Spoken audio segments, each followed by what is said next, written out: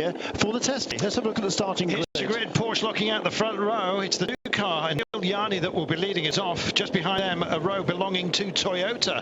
The 6 car, quickest, fastest of the pair of them, being handled by Mike Conway. Audi will lock out row 3. Not happy about that, and there was some curbs to be avoided for them. We'll talk about that a little bit later on. And then, of course, the Rebellion Racing lockout, the privateer entry. They have row 4. Right, G-Drive on the front row of P2, together with the Baxi DC Racing Alpine, which David Cheng crashed this morning, but it is taking a start. Good job by the team. Snitec Alpine, Nick Lapierre, Roberto Meri for Manor Motorsport, and there's a big store in itself. GTs led off by Chip Ganassi team as well. Ford having some fun, but it looks like not too much fun when it comes to the rain. In fact, they have been hobbled ever so slightly by performance disadvantage. They've got to carry some more weight in this race. Some other changes as well. Other teams being upped just a little bit. The Ferraris likewise have also had some amendments against them. Aston Martin and Porsche, they've got a little bit of an advantage. What about the AMs? Yeah, the biggest pro field of the year. Here's the AMs, Aston Martin and Ferrari on the front of that grid. We got Ferrari, Porsche, Chevrolet Corvette, that's the factory Labra car, Ferrari, 2 more Porsches, Ferrari, Porsche, Ferrari. Fantastic field we've got. Just in total, 9 LMP1 cars, 23 LMP2s. And here are those that are hobbled. The 4 car here, amazing to see a P1 car so far back. Why on earth they wouldn't allow them to start at the back of their own class for the 110% rulers is one question. But that was a burnout, of course, for Pierre Caffer and his car very, very early on. In fact, it was in the free practice session, and they've rebuilt the car and they've done a stunning job. 2 crashes this morning in the warm-up as well, Mark, and a remarkable rebuild for Panciatichi's car, the 35 Baxi Racing Alpine. David Cheng had a big accident. He caught some water on the curbs. It was dry this morning, but some overnight rain was inside the curbs. That car caught that at Indianapolis, went heavily sideways into the wall there. The Paul-Luc Chatin car, they crashed in the Porsche curves, and would you believe they hit one part of the Porsche curves that doesn't have the new softer barriers? It just shows, Jeremy, you ride your luck, and I guess if you're going to get your bad luck out of the way, then why not do it early on and hope that that's the worst of it? Well, that's very true. Certainly for the Risi Competizione car number 82, the Ferrari 488 GTE, the brand new car for this year, turbocharged Ferraris this year in GTE, and he did the job perfectly. He spun through the Porsche curves on Thursday. Here is our starting command, which we didn't hear, but there was the starting command. So the engines are now fired up, and Giancarlo Fisichella spun through the Porsche curves, and he found the newly extended gravel trap, which saved that even a massive amount of work. That was Brad Pitt, of course, giving the starting order. He will then be waving the tricolor to start the cars. Now, whether they're going to do that now or they're going to do it when eventually they decide it's safe to call in the safety car, we'll have to find out. Well, there's not going to be any parade lap here. They are going to start the clock, and we will be rolling behind the safety car. As to how long, anybody's guess. Here's your countdown, however. 5, 4, 3, 2, 1. The race will start now behind the safety car. The race has started behind the safety car. 84th edition of the 24 Hours of Le Mans starts behind the safety car. So Brad Pitt then, who was given a ride round circuit by Alex Wirtz this morning. I mean, what was the insurance bill for that, I wonder? What's the insurance bill for standing in the middle of this? 60 cars, as we mentioned, 9 LMP1s, 23 P2s, 14 Pros and 13 GTMs, the biggest field ever at Le Mans. And amongst those, Garage 56 entry, we have a quad amputee, Frederic Sasso, making that start, and that is going to be a story in itself. Well, as the race gets underway, Damien Faulkner's just jumped into the chair. You've heard a lot of him this morning, we know, during the warm-up and during the Road to Le Mans race. Damien, you as a driver, what will you be feeling now, knowing that this race is going to start once the track conditions are good enough, safe enough? Yeah, well, you'll just be itching at the bit to get on. You'll be fully, fully tuned into it. You'll be fully behind your team. Your teammates will be all behind you. This is one big team thing, and I think they're just waiting to get for the green lights. Really, that's the important thing, and that's what they want right now. On the yellow flags lap, or this first out lap, They just want that to be over, to be honest. The rain, I don't think they really care about the rain. You are kidding me. Damien Fogger's giving us one of those knowing looks right now. I think it's fair to say that we've become used to. Here we go then, behind the safety car, and that's no safe place ultimately to be throughout throughout moments such as this. Damien, we've seen the safety car getting itself out of shape while we went to level 4. At the moment, the rain level is between 2 and 3, but if we hit 4, then goodness only knows what the safety car might hit. Yeah, well, we heard, sorry Mark, we heard the other day from one of the Audi drivers who said that the car was fantastic under the wet and damp conditions. However, when it was a layer, just single layer,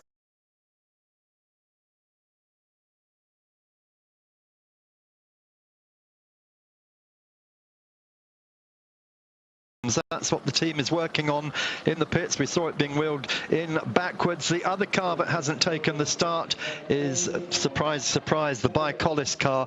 We think, we only say we think, it's not confirmed yet, that was the car that dumped its oil on part of the circuit this morning in the warm-up. And somebody else who had a problem during the warm-up was the number 97 Aston Martin entry. Darren Turner was telling me that they had some gear selection problems on that car this morning.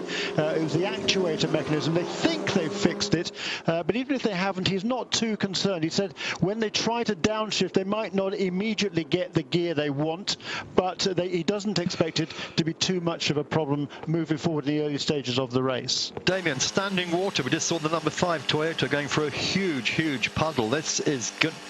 This is going to be a long time, isn't it?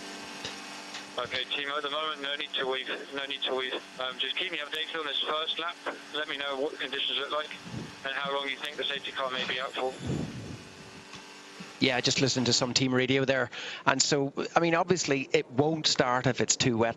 That's the main factor, okay? So when I say they don't care about the rain, you know, a racing driver wants to win. All of these guys, especially at the front in this the LMP1 field, they're all professionals. So they're all, you know, excellent in the wet. They're all excellent in the dry. They just want to get going. And so, you know, it's up to the race director, of course, the safety car drivers out there as well. So they're going to call it as to, you know, when they're going to start this race. If it's too wet, they'll delay it a little bit longer. Carlton, motor racing is dangerous, but safety has to still be the prime consideration. Absolutely, and I think ever more so. You're seeing the soft barriers being brought in here, various regulation changes. Of course, as we head down the long straight, of course, you suddenly come across the chicanes, which were one of the first sort of safety features to try and knock out a bit of pace. It seems that year on year, though, the cars get quicker and constantly have to just be reined back in. And as they get more pace about them, of course, the danger levels increase. Safety factors, of course, ever mindful of those. And in fact, rules have been changed for next year. Mark just announced the other day to enhance safety even further. Yeah, we've got a whole raft of changes coming up. In fact, over the next 2 years, driver survival cells in 2018, as in GT for the LMP1 cars.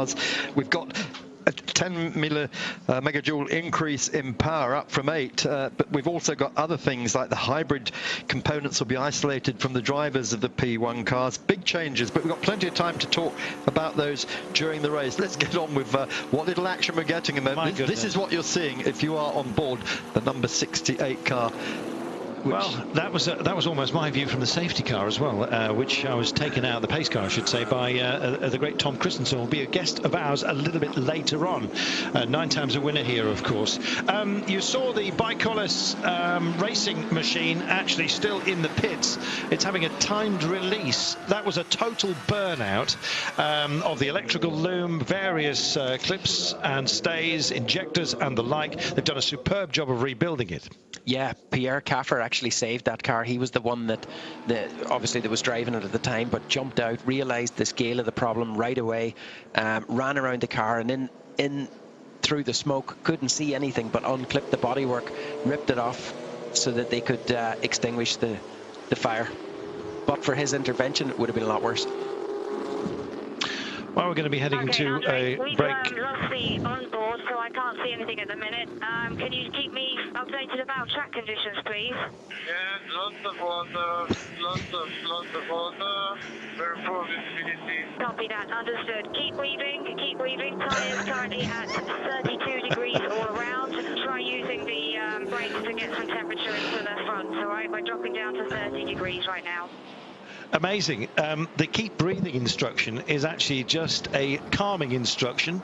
Essentially, it's a bit of physio. Just keep yourself calm as you possibly can in conditions which, as you can see, almost require a periscope. I thought she meant keep breathing as opposed to don't drown. There's so much water. Lena Gade, of course, 3 times Le Mans winner with the number 7 crew. And this is her last Le Mans. We'll take a break.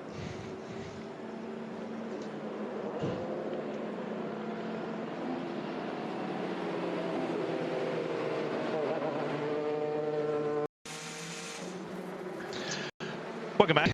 Believe it or not, we are actually racing. The 31 car just visiting the pits at the end of that first lap behind the safety car. We're just going to head downstairs and find out what the gearbox issue is for the Ford Chip Ganassi Team 67 car. Here we go. Well, Harry, we're standing here looking at your car in the garage, the number 67 Ford. That's not where it's supposed to be right now. Can you tell us what's happened? Yeah, unfortunately Andy lost gearbox pressure on the reconnaissance lap to the grid, so yeah, struggling to change gear, stuck in I think 3rd or 4th gear, so had to bring it in the box, and we're just trying to diagnose the problem now. I mean, only saving grace at the moment is the safety car, so it's not like we're losing too many laps, but yeah, we're going to need to get out in the next 5 or 6 minutes if we're going to have any chance of pouring it back. Is this something that's been a problem before at all, or is this a completely new issue with these cars? No, I don't think so. I mean, we've been very reliable in testing, but I think we're getting ready to go, so we'll see what happens. But I know they had an issue like this in Daytona, but I think it's all fixed. So yeah, we're not 100% sure. I'm certainly not from the WEC team anyway. Okay, well, lots of luck. We hope you get out there. So thank you, Liz. Liz Halliday, of course, our indefatigable pit lady. She's a Le Mans racer herself. She won Sebring. She knows how it works, just like Damien Faulkner does. We had news up from the pits. The ESM car, the 51 Mitchell car that's running this weekend, called... Okay, copy that. Your comments are making it straight back to the race director. So, yeah, going back to the ESM car, the car that won at Daytona and Sebring this year. They started it with Pipo Derani. The team took the decision to bring the car in, change the driver. They said there's no point having Pipo going around in these conditions. We'll save him for when we really need him, when it's hard and wet. And, of course, it's strategy that won them both Daytona and Sebring. And I'm sure Jeremy Shaw might be able to fill in on that. Yeah, Ed Brown, of course, has a lot less experience than the other guys in the car, so he's got to complete a minimum of 6 hours driving in this race. So smart decision there to put the silver driver Ed Brown in that car during while the cars are running at much reduced pace, Mark. So yeah, good strategy call by Extreme Speed Motorsports. The rain is abating. We're back down to level 2, which is good news because we were going from 2 to 3, and if we'd hit 4, possibility of a red flag being thrown for the first time here at Le Mans. We are racing, would you believe, albeit behind the safety car. If you're only just joining us, you haven't missed a whole lot, apart from a whole lot of spray which is being kicked up. Now, the drivers are being requested, or any of their comments, incidentally, on open radio, are actually being relayed back to race control. I'm sure they're across absolutely everything, and that's the way it should be, Mark, because if anyone's going to be worried about the conditions, you want it firsthand, and firsthand means the drivers. Yeah, absolutely. Now, if you'd like stuff firsthand as well, we're all on Twitter this year, so just keep those messages coming in. Mine is at Mark Cole Comms. One S in comms. It's amazing, actually, that you're on Twitter at all. What have you done with the carrier pigeons? Well, we shot it. All of them? Ate it last night. Well, there we are. Mark is open for business. So, indeed, is Damien Faulkner. At Damien Faulkner. Damien with an E. And with a K in the middle of Faulkner. It is, yeah. Or at the end. And it's at Carlton Kirby, pure and simple, CarltonKirby, no dots, dashes, capitals, anything like that. And at Jeremy Shaw, racer. Good. Now keep them coming in. Let's tell you, Audi Sport is very concerned that temperature on the track has dropped from 28 degrees to 18 degrees. when that rain arrived. The air temperature is only 15 degrees, and this is going to cause all sorts of problems. Damien, brakes particularly, as well as tyres. Well, yeah, but if we just come back to that onboard footage there with the Audi, I think it was Andrea Lauder on to his engineer, and he was complaining about visibility. But you see actually on the screen where there was condensation coming up, and I'm thinking it might have been on the inside, but it might have been between the layers of plastic, the tear-offs on the windscreen. And if it is, that's not good. They're in trouble. We just got an onboard shot of the Toyota. They have no such issues. There we are.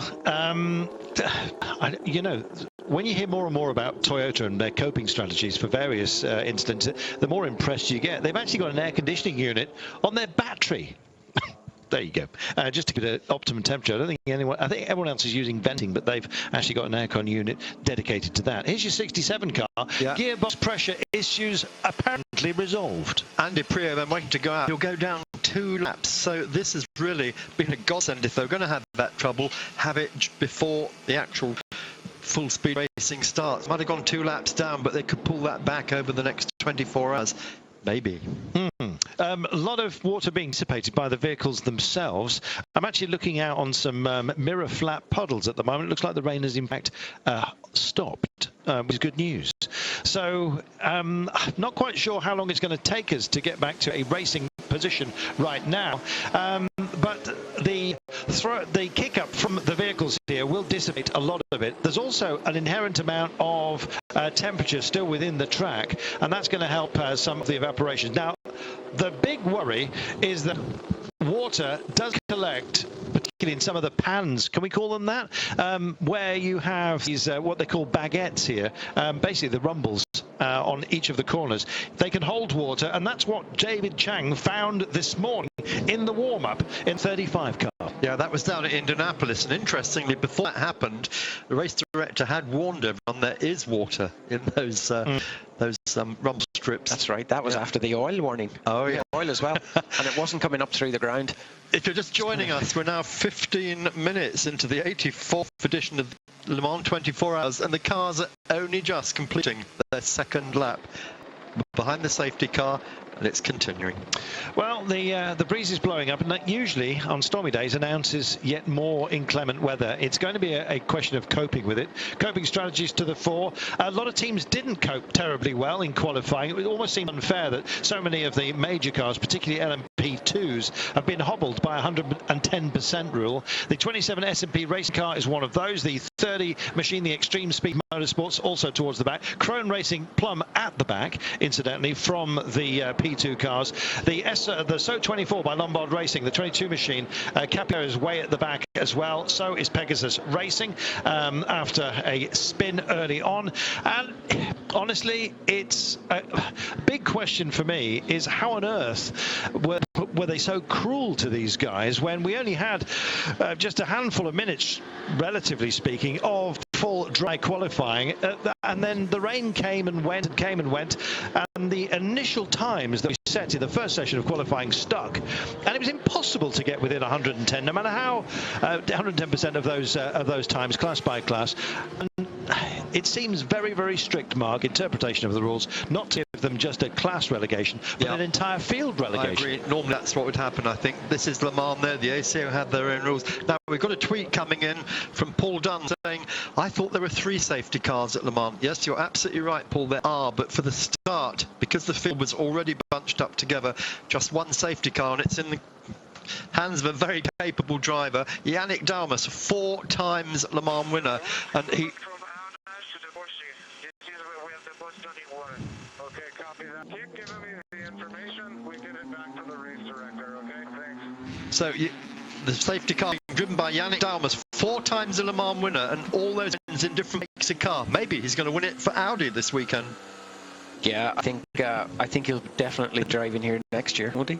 After that lovely control slide the other night.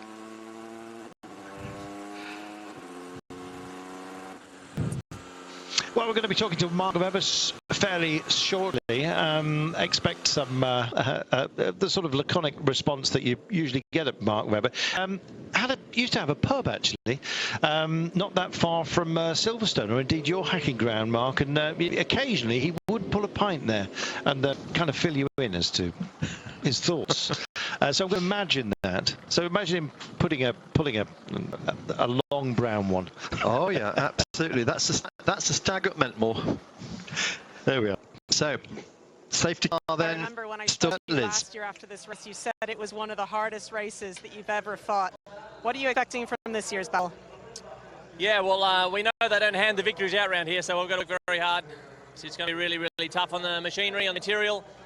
I've got a big 24 hours ahead of us, and you know, Timo, Brent, and myself are all absolutely ready to go. The car's been immaculately prepared. Last 6 months been focused for this moment. So everything is gorgeous under the bonnet, and we just cross our fingers now that Le Mans will give us also a little bit of luck. Well, you are the current world champions in this car. You've had an incredibly successful time. Does that give you a little bit more confidence coming into this race off the back of so many great results?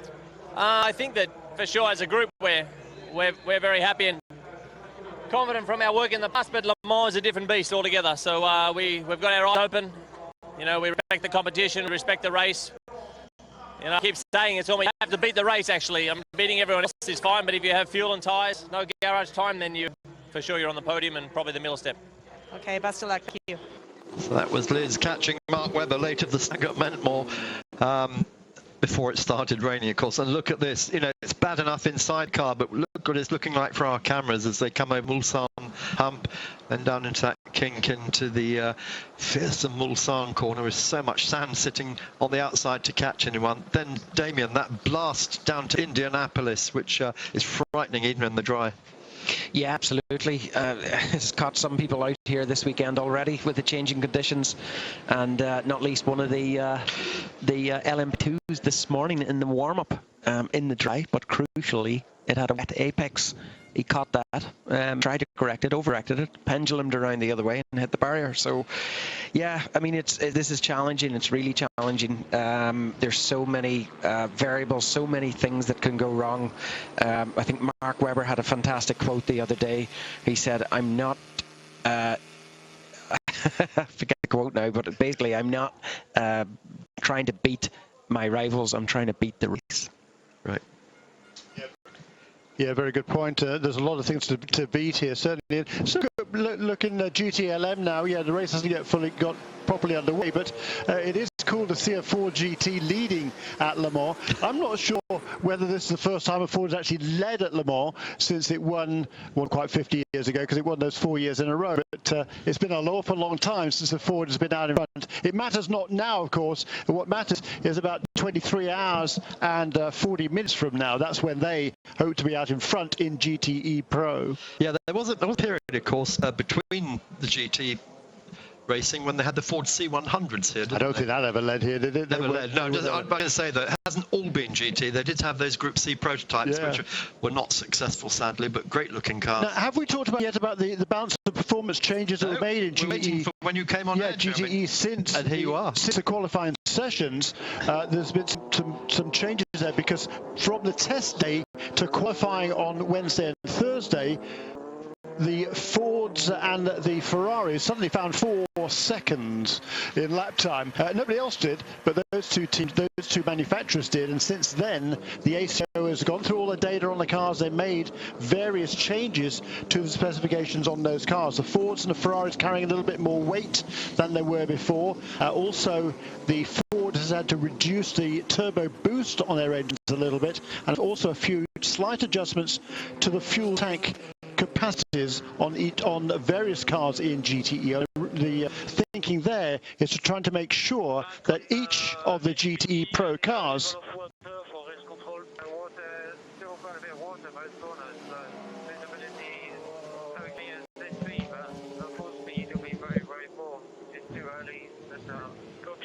understood. Too early. And that radio there was Anthony Davidson calling into the Tour de Gazoo Racing, saying that in his opinion, it's still too wet to go racing. But as I said, the first changes to the balance performance, and we don't really know, because the cars did hardly any running this morning in the warm-up to know what changes they were made. Also, for the Corvettes and the Aston Martins, they'd allowed a slightly larger air restrictor, get a little more air into the car, a little more horsepower. So changes there, and we're going for a quick commercial break.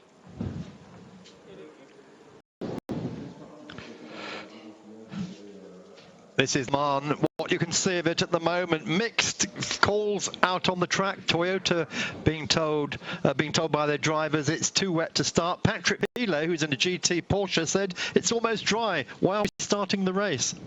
There you are.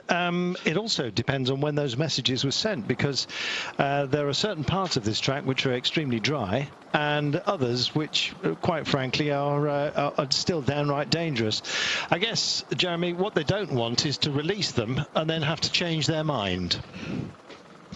Yes, very, very true. They want to make sure that everybody's in agreement. Of course, the guys that particularly like driving in the rain, there's a lot of drivers that do particularly like driving in the rain. I certainly did, not to this level, admittedly, but I certainly like driving in the rain. But there's a lot of drivers that don't. And so people like Patrick Pile, who really do enjoy it, they want the race to get underway. Those are not quite so happy, they don't. And a quick note here, my thanks to Graham Leslie. Graham, thanks so much for sending in a tweet to say that it would be Chris Cumming getting in the 31 car, as Ed Bound is in the 60 ESM car number 30. So very good point, Graham. Thank you for paying attention. That was my error, and yet another error from me, I think. But hopefully, it probably won't be the last, but hopefully it will be. And of course, thank you, Graham Leslie. Of course, Graham, son of David, one of our much missed co-commentators here at Le Mans. And anyway, Audi again on the radio saying visibility is too poor. We are not going to accept the car should be released yet, and Toyota also saying no, conditions aren't right. We're just seeing some blue sky from the commentary box looking west. There are patches up there, Carlton. It looked like an eye in the sky, did it not? We're just heading downstairs. I believe we've got with Simon is Mark Lieb from the number 2 Porsche. And in fact, here he comes. We'll be dropping in with plenty of these interviews throughout, by the way, so do enjoy. Great team.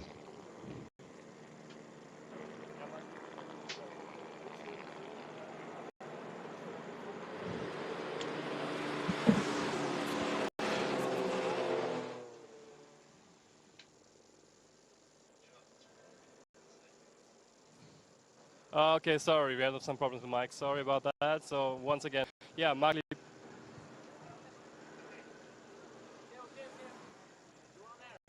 Okay, now we're on Mark. Nochmal die Frage. Bildschirm gesehen, die Konditionen draußen gesehen, bisschen Funk auch schon gehört, wie es momentan? Ja, momentan geht's glaube ich ganz gut. Ich denke mal, dass so the conditions are, would you like to describe them for us in your fears? Well,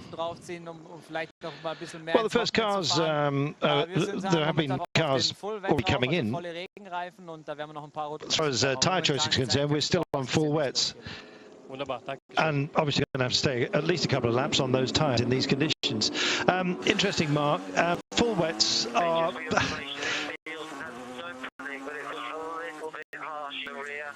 The heavy load, like a small vibration, not huge, just the vibration. Mate, when this safety car is going to be pulled in? Not yet. No, Eduardo is fairly quiet. What is the situation? Is there much falling rain on that lap? No, there's not rain, but it's just heavy wet at the moment. Copy. Let's just ride with that. Andy Prio complaining that still some issues, Mark. Still some issues. They came in with gearbox pressure problems, and it seems potentially not resolved. Jeremy? Yes. Sorry, I thought you were putting your hand up because you wanted to answer it. was that Andy Prio, was that Mike Conway on that radio? There's Andy Prio from the Ford, yeah. And but they've got 4 cars here, Ford, and if one car's going to have bad luck, it's always going to be the same car, isn't it? This is what happens throughout. Well, they're certainly hoping only one car has a problem. But the good news is, of course, they do have 4 cars here in the race. Overkill, one might say, but that celebrates 66, 67, 68 and 69, the years in which they won, and that's reflected in the car numbers. And as we discovered the other night, the first year they won was of a Mark II, the second year they won was a Mark IV, and the last 2 years was with the Mark I again. So yeah, well, they kept changing the rules around about that, didn't they? And the 7-litre car was outlawed, isn't that correct, for the last couple of years? That's right. It went from 7 litres down to 4.7, and John Wire, of course, ran those last 2 years as the Golf cars. Scott Dixon and Ryan Briscoe there in the pits. Thumbs up from Dixie. I'm sure he always likes driving in the rain. He's had a fair bit of experience that in the very early stages of his career in New Zealand.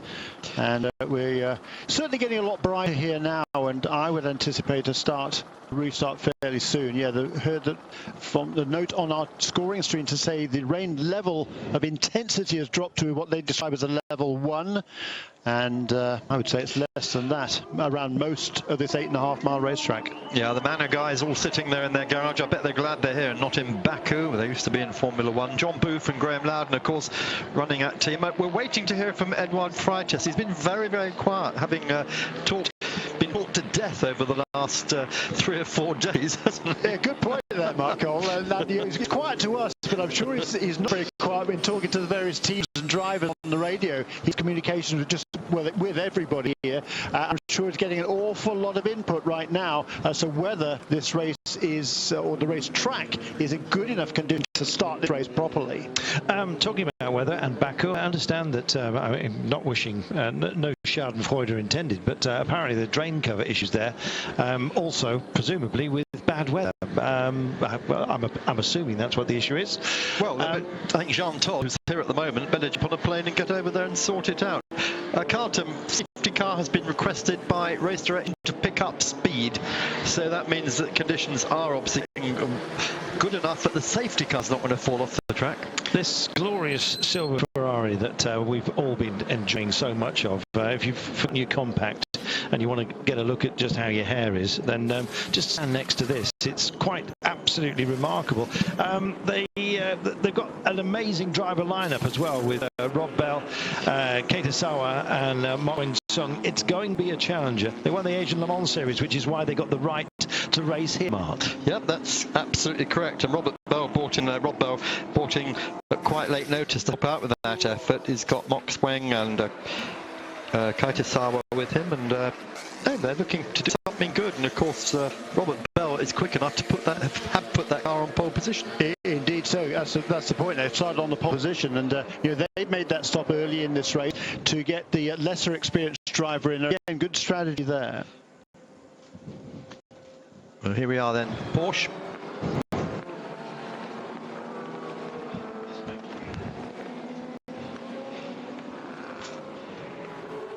No, we're just waiting to hear from the number 2 car of Neil Carney there. It hasn't happened. Just some nice close-ups then of... How are the track conditions now? How are the track conditions now? First corner, onward, until exit out to Rouge, they're quite good. There is, after that now, the sun is slowly coming out. The track should hopefully dry quickly, and we'll see how long we can go with these tires and try to go to the slip. That was the most laid-back series of instructions I've ever heard. It was almost like this race was 20 hours old. Yeah, and I would suggest that since the race director Eduardo Freitas has asked the safety car to pick up the speed, I would anticipate perhaps even going green at the end of this lap. Mark, what do you think? Yeah, quite possibly. Watch that safe car and watch the lights. When those lights go off, if they go off as it's coming through Porsche curves, we will know that we are going to go green for the first time in what is now 34 minutes since the official start. There we are, 20 minutes and 25 remaining. 23 hours and 25. My goodness, yeah, it's almost difficult to forget what's involved with this amazing race in its 84th incarnation. You've got to have a lot going for you. Ford certainly have got that, along with goodwill from the other teams that had to allow them to come here to contest the GT class, because this car you can't buy and drive upon the road.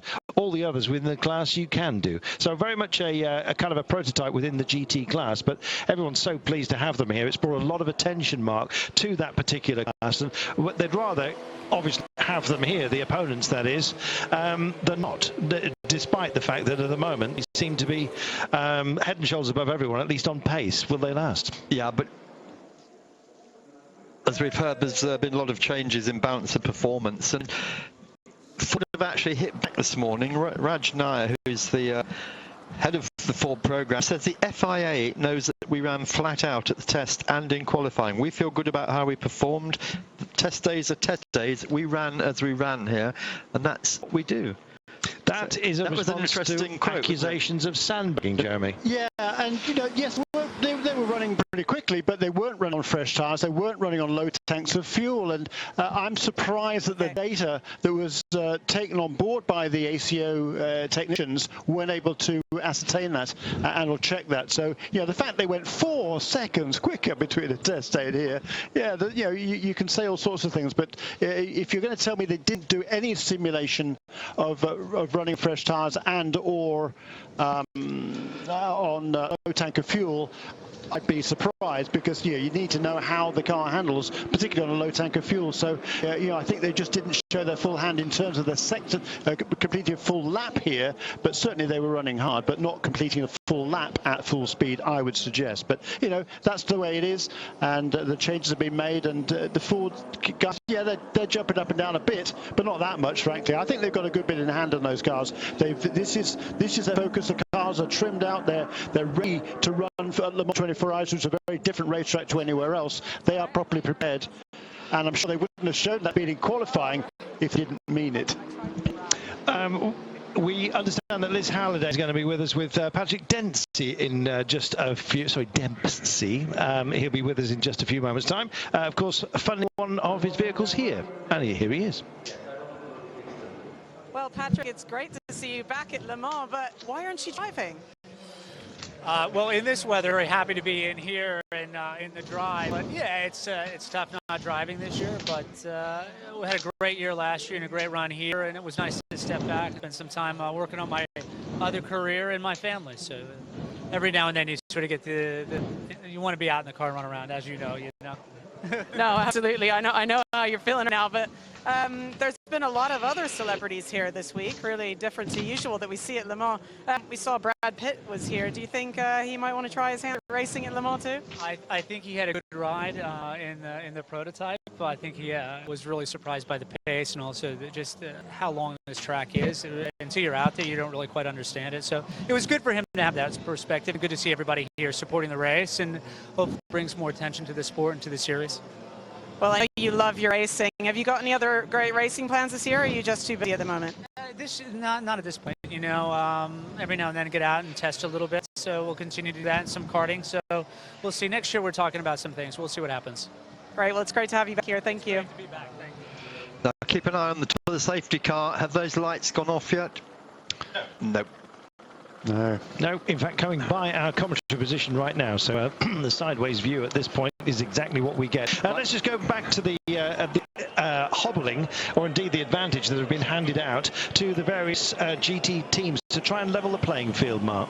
Yeah, yes, indeed. So, I don't know I can't quite remember how much Jeremy had completed on what he's saying, but one of the main things is that the fuel increase has been given to Ferrari and Chevrolet because they want everyone to run 14 laps if possible in normal dry running racing conditions. Yeah, that doesn't really affect the performance of the cars, of course. What does affect the performance is the weight. There was 15 kilograms added to the Ferraris since the test day, 10 kilograms added to the Fords since the test day, plus those restrictor changes, a little bit less on the Aston and Corvette.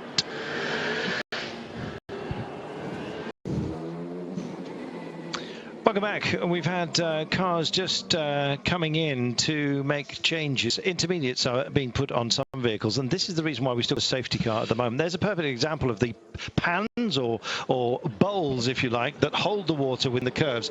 Caused incidents today. In fact, we had a crash in the warm mark specifically because of the water here. Yeah. And here are the blowers that they're trying to make it safe. That is where it was as well. David Cheng went off in those very, very puddles at Indianapolis that they're now sweeping out now. So well spotted, Carlton. We have been told that the caution is continuing for another perhaps 1.5 laps to give the marshal a chance to get rid of this water. The rain has stopped. The sun is starting to break through. It's been a very bizarre week here in Le Mans. We're in West France. You do get all the weather from the Atlantic, but it has never been so cold as people who live in Le Mans can recall. We've been 15, 14 degrees every day maximum, and this rain comes and goes in great waves. It's never been persistent, has it? But when it does come, my goodness, it's heavy. I think that's the problem, Jeremy. It's very difficult for them to make judgments about tyres, etc. The teams stopping for intermediates at the moment.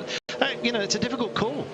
It is a difficult call. This track does dry out fairly quickly, and now if we look out to our west here, southwest, we can see the sun is actually poking through, so that is going to drive. It tends to dry fairly quickly in any case. Once the sun comes out, it'll dry even more quickly, and there's a bit of a breeze as well out there, so that all helps with the drying of the track. And I'm not surprised. I'm a little bit surprised to see the marshals out there blowing bits, blowing the water out of the curbs there. I mean, I think could be a permanent occupation. I think it's time to get going, but there was somebody asked us on Twitter, when the decision, Josh Pickett asked, how will the officials decide when to go racing? The drivers and teams will be biased, surely. Yeah, I absolutely agree with you there, Joss. And it's purely down to the race director and when he feels it's safe enough. And while he will listen to all of the teams and the drivers, he will get I think his final decision will be made upon the judgment of Yannick Delmas at the wheel of that safety car there at the front of the field. He was sent out on, was it Thursday night, wasn't it, last night, during the practice when we had that heavy deluge, and he was out there drifting the car around, and he was really quite surprised how wet it was, because he got the car really sideways at one point, and he stayed out there through that whole time, and when he decided the track was good enough to go back to conditions, that's when they restarted the session. Right, now do you notice that, guys? Just saw a second safety car joining in the game now. That's picking up some of the back markers who have obviously stopped in the pits, and that is 2 of 3 safety cars that we know of on track at the moment. Indeed, and the reason for that is when cars are not allowed to rejoin from the pit lane until the safety car comes around. So as we saw at the beginning... Negative, no warning expected. That's what I'm saying in the comment this time. Probably so you can think already about for the next tire choice. I'm not sure, there's not a lot of water left for this front wind. All we can say with these wet tires. No more rain. Understood. We'll be looking at jump to a different compound, obviously, for a different tire choice. Just keep me updated how the tires doing. Keep me updated on movement. Try and keep looking for water. Try and keep it cool for the restart. And try to go after it best you can in high-speed sections. It's trying quite quickly now the sun is out. The chicane is not going to steady one anymore than on the line. Yeah, copy that. Copy that. So great information there. That was Timo Bernhard on the phone there on the radio with his team, updating the track situation. And forget where I was with what I was talking about, but where was I? You remember? Not quite sure, but the thing I was worried about was when we got inside there. It was the mist, the steam steaming up inside, affecting visibility. Not necessarily spray, certainly not the rain. Just one point though to dwell on: if they're going to start complaining about the water that's collected in these pans, first shower they're going to fill up again. Yeah. It can only be clean for the start, surely. I agree. I don't agree. I don't agree with you, and I don't agree with the officials on that one. I think let's get this race underway. The track is a lot drier than it was, and I think it's good to go. What I was talking about, the additional safety cars, because they do not allow the cars to rejoin from the pit lane until the safety car comes past. Then, as we saw at the beginning, you'd lose a complete lap. Now you only lose a third of a lap. We will be right back. Yeah, actually, Unitel gave you a debut in a race car last year, but Le Mans is very special to you as well, right? Yeah, this is history, and for the machines even. One thing is the racers, that's impressive, but 24 hours for the cars to last that long at max performance, that's impressive. Any chance that we see you racing in Le Mans at any time?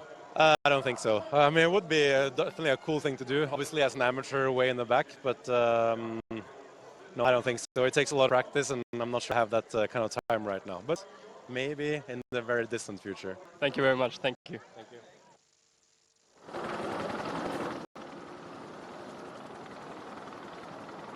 Well, it certainly looks like the cars are testing their own pace, as you can see, just dropping back a little bit and then just trying to, gauge conditions, I think it's fair to say, Mark. And they're reporting back all, and it's various stories we're having, but surely we must be underway fairly soon. Yeah, just waiting then, as we say, to get the word from Eduardo Freitas, our race director, and as Jeremy said, quite pointedly, the buck stops with him, and he's the one who's got to take final decision. The safety of everyone depends on his final word.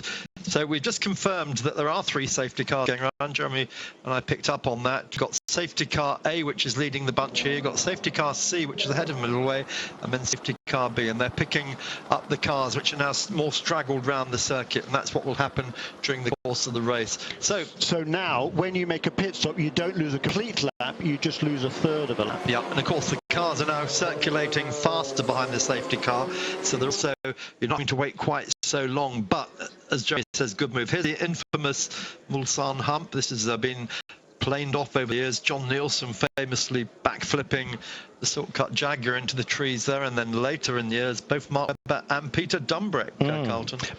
Peter's flip, quite remarkable. I actually just said to him once, without telling him what I was going to ask him, I just said, how many? And he said, 5.5. How many times he went over, flipping backwards. I was extraordinarily lucky to land in an area that had just been cleared of poplar trees, which are the harvested trees for wood, for burning wood.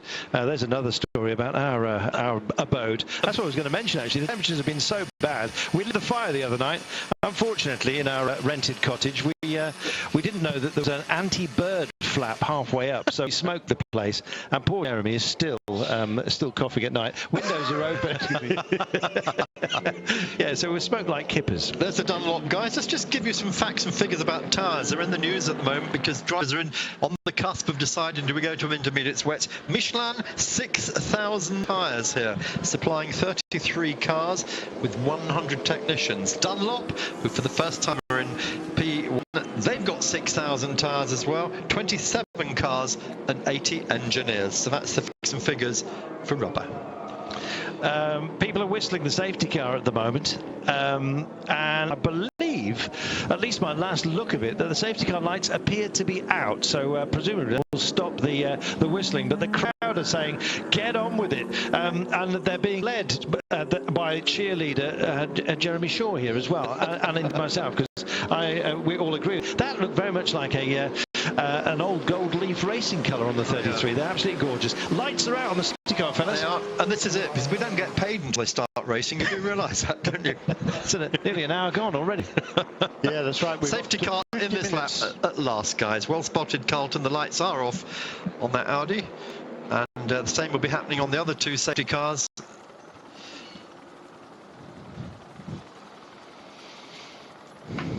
So the crowd will be delighted, Jeremy, and I'm sure you will be too. Indeed so, and Wolfgang Ulrich doesn't look terribly delighted, but I'm sure he will be once the race gets going. He's back in the 5th and 6th place with the 2 Audis. It will be the 2 Porsches that lead, followed by the 2 Toyotas, and then the pair of Audis as we come now through the Porsche curves, less than half a mile from a start. Finally, a proper start, let's say, of this 84th Grand Prix d'Onduro. 52 minutes after Brad Pitt waved the tricolour at these cars to start. We're finally going. There's your colour codes. Just to remind you, red for LMP1 on the side, blue for P2, green for Pro GT, and orange for AM GT. Sun is out. Le Mans 24 hours. It's about to start as the Le Mans 23 hours. With that view, you'd think that there was no moisture out there. There's still a bit being kicked up as soon as they find a puddle, and they're looking for it, don't forget, just to cool things down. Right now, the safety car is about to pull in. In fact, it has gone. So, next time by, we will be racing here, and we are delighted to tell you that. The 84th running of the great race about to get underway. Safety car's gone, and it's the Porsches that will pick this up to begin. Yeah, and of course you can see they're not even side by side, of course, because the race has already started. So it's just like a restart after a safety car period, if you like. So that's all good news for the guys at the front. Damien, cold wet tires, cold brakes. Yeah, they're just trying to get as much temperature into their brakes as they can, into their tires as they can. They've got to be very careful in these first few laps. Over Dunlop for the first time, the rise and fall in proper racing conditions, so you can see damp all over the place here. The old rooster tail being kicked up, cars having to be snatched at as well. It's Porsche, of course, leading out 1 and 2. Toyota closest at hand, but Audi also very much engaged here. Lots of questions to be asked, and over 23 hours to find the answers, Jeremy. Yeah, unfortunately I didn't have the headset on because Damien had it, but yeah. finally we're away here. So this is, and we saw one of the top cars in LMP2 came onto pit lane as the green flag came out to make his stop. I would presume, Mark Cole, to go on to intermediate tyres. Yeah, and everyone else, of course, will be watching to see how good that is. What we're going to watch, so Audi's already coming its way past Toyota, Andre Lotterer, and Duval past Sebastian Buemi. Push that Toyota was in 4th place down to 6th, but it's still Porsche, Toyota. Mike Conway fighting off Andre Lotterer as they come down into the Forza chicane, the first of the 2 chicanes on that long Mulsanne straight, the Ligne droite de la Hodonière. Just look at the pickup as well. There's so much water being kicked up here. The defined racing line, and if you come around your teammate, make sure you keep it nice and clean. And there will be a lot of racing and bragging rights within the team. We're on board with both Fords here, and this is the position. It is a poor position here, and there's been a lot of shuffling going on already at the head of the field in GT. Perhaps it's now Dirk Mueller still leading the way. He's actually got past one of the LMP2 cars as well. James Collado, Richard Westbrook and Olivier Pla in that number 66 is under intense pressure, if not being passed by Sam Bird in number 71 Ferrari. 2 cars still out there. It's Neil Yarni in his hands right now. Bernard is Porsche 1 and 2. Conway is on board the Toyota with Lotterer and Duval. Buemi in 6th place at the moment. Best of the Rebellions is the 13 car. Unlucky for some, but they've been riding absolutely beautifully here. Many saying that they could indeed get themselves a podium. In the speed traps, they are amongst the quickest. Here we go then, Mark. Yeah, but look at this. Retrievals are squealing here. Yeah, to Mike Conway, who is the raciest of all at the moment. He's pushing Timo Bernhardt so hard. He's had to look to the left, to look to the right, just backed off as they go through Arnage Corner. You can't race through here. You just have to drive through there like you're in a car. Now, that Toyota in 3rd place. He's going to get hooked up right underneath that number 1 car. Well, let's see if he manages it. The Audis, by the way, the P1 Audis have certain parts of this track that they need to avoid, most notably some of the humps in the latter curves.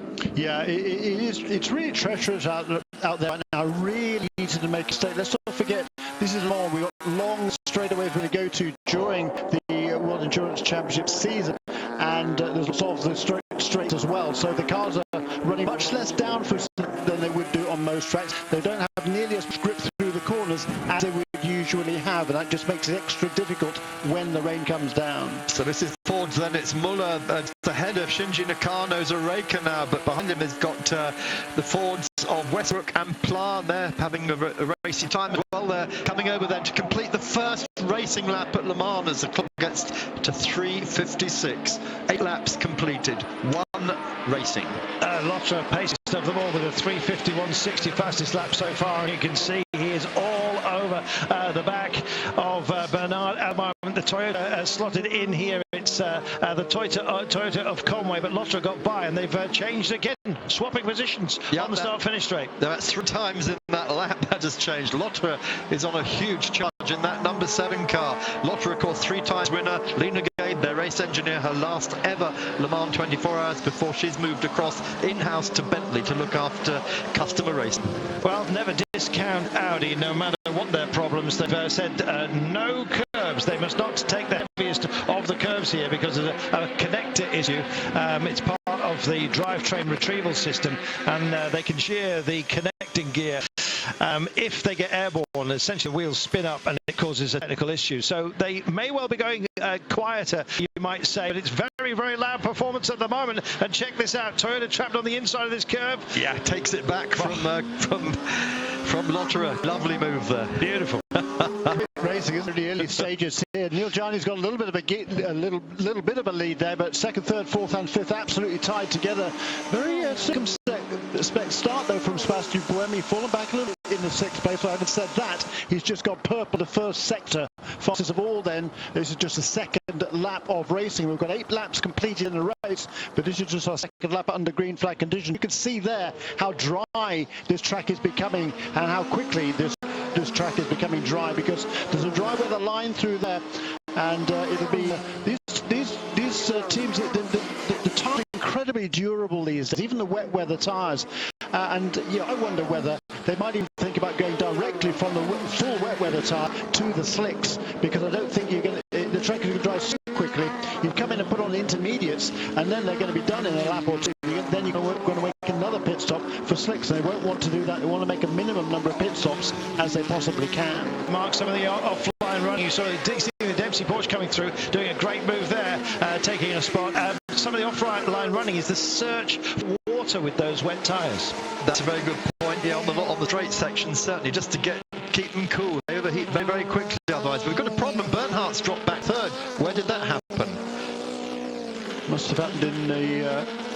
Conway's jumped up into second, split the Porsches a moment ago. Yeah, it was on that second sector, somewhere around that. Wow. But look at these Porsches here in GTE Pro. They were outclassed apparently in the qualifying session, but boy, not now, because they're flying through the field up into, are they second and third now, or third and fourth? But Jeremy, in the wet running, it's all about traction. Absolutely. The Porsches have an engine sitting over those back wheels. Absolutely, and that's what's great about this this category is it's horses for courses and or different conditions. So wonderful to see those Porsches right there in contention. As you suggest, then when the track is fully dry, we would expect the balance of power, not performance, to shift back in favour of the Fords and Ferraris. And of course, the Astons and the Corvettes, they're running a little bit bigger engine restrictor in the race, a little bit more straight line speed. Fantastic battle here between Sam Byrne and Richard Westbrook. This is for position 6 within the GT Pro class.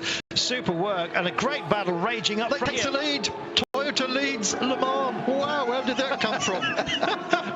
Amazing. Fourth to first in one lap. Well, they've got the range as well, apparently, comfortably within 14. And look at how twitchy the Audis are as they come out of the last curve. Wow, that was something, wasn't it? We saw that Conway had taken Bernhardt earlier. We didn't see where because we're watching GTs.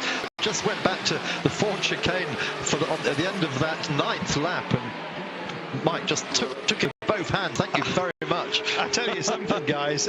We may well have been waiting for an hour for the drama. 50 minutes it was, but this has been spectacular. What a start! Yeah, and Sebastian Buemi there, he back in the 6th place, remember, he just turned a 1 minute 3:44.5, so a whole second quicker than our race leader, Mike Conway, who, as he was just saying, had passed 3 cars on that last lap to go from 4th to 1st. But the quickest car on track right now is that number 5 car, the sister machine from Toyota of Sebastian Buemi. Yeah, and that number 7 car that's just going to come into the picture in a moment, he's been given a track warning going wide at 33, which is where we saw happen throughout the Road to Le Mans race. And he's going to make the pass here. Oh, beautiful piece of drafting, and that's a spectacular shot. Absolutely superb. You can't keep a good man down, and Lotterer is a very good man. Yeah. 22 hours and 58 minutes then remaining, and finally we get a dry strip. Here's the G-Drive machine in a driver change as well, and tyres as on top. I'll be bound. So the number 1 car then having another look. Bernhardt all over the back of Jani now, Jani I should say, and here we are on board with Timo Bernhardt. Can he doing about it on the run down to the second chicane?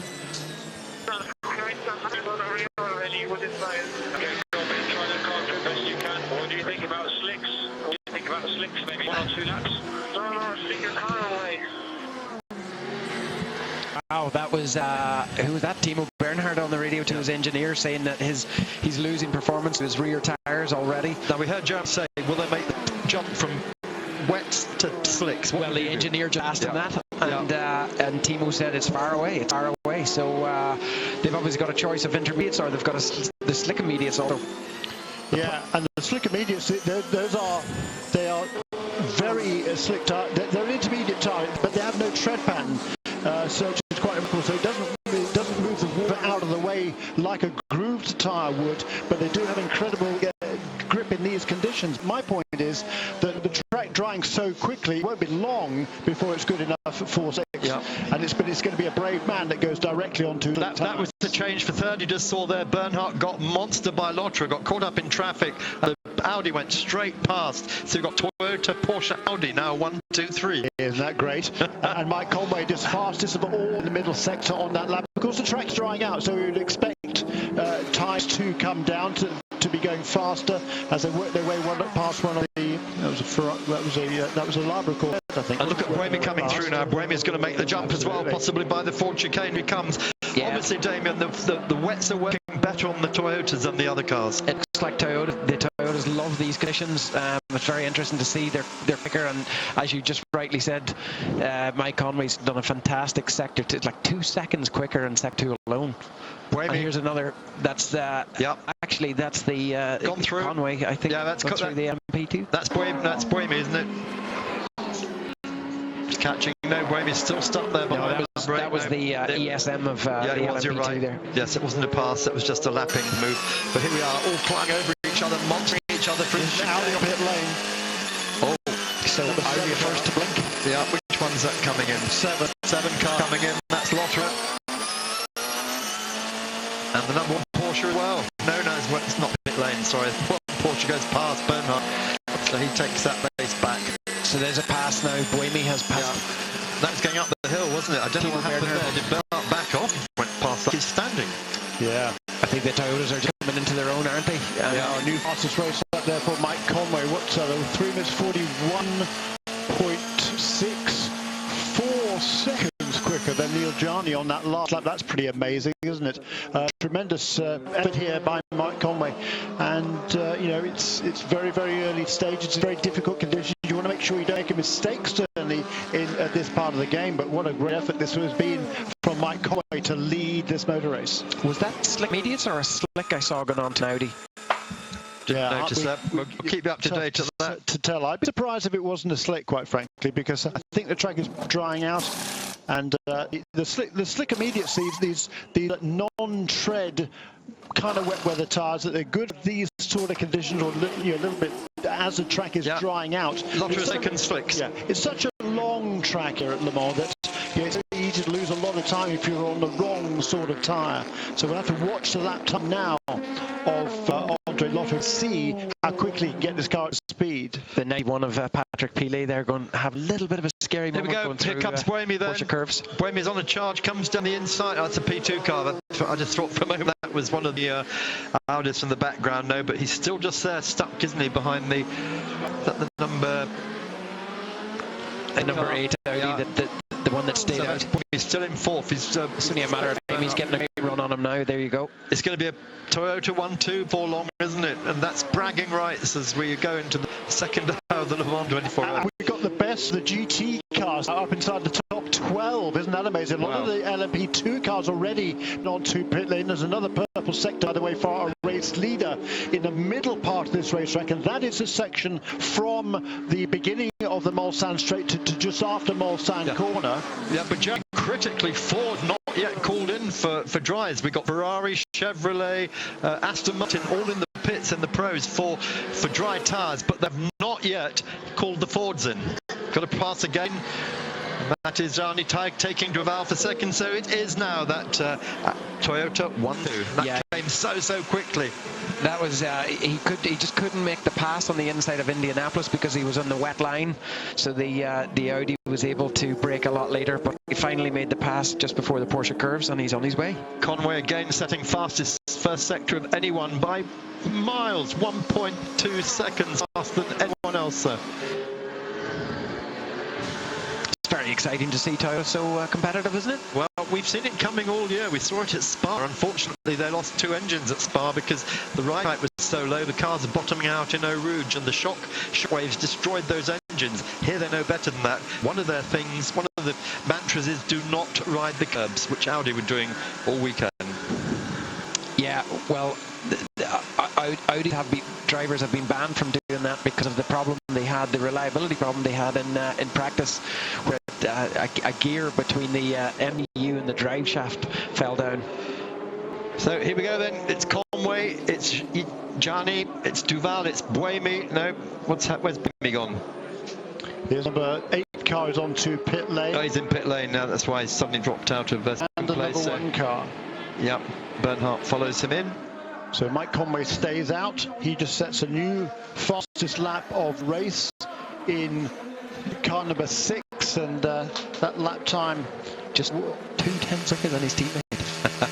And we're just looking further down, 19th, it's Wolf Wolf Hensler in the number 78 AM car. He is now leading AM and he's in 19th place overall. Didn't see that one coming either. That, of course, as Jeremy said, is because of all the recycling in the pit, and that's the KCMG car which Christian Reed runs, and Wolf Hensler and Joe Kamadias are sharing of him this weekend. So sunshine now in the pits, as you can see. Full slicks going on, Damien. Yeah, that's what we think. Oh, could the slick immediate because well, we know that Audi have taken full slicks on. We're told that by Audi here, full slicks. Oh well, then yeah. No, it's got to be slicks, Damien. We've got the sun out now. The sun's beating down. It's quite warm out there now, and the track is going to dry, I believe, very, very quickly. It's certainly going to be very, very slippery out there, isn't it? Because you know here, how particularly under the trees along the Mulsanne, the run to Indianapolis, there's trees very close to the edge of the track, and there, of course, it doesn't dry quite so quickly. Right, we've got gravel on the track, zone 35, but more importantly, more rain is expected in 15 minutes. Levels 1 to 2, north end of the circuit. So it's all going to change again. We're going to be taking a break in just a moment, and we will have some new voices on when we come back. So enjoy this. Eurosport Live at Le Mans. Doesn't get any better than this, guys. Yeah, it's great, isn't it? And we've got the Porsche now leading in GTE Pro. We will take a commercial break and be back very soon.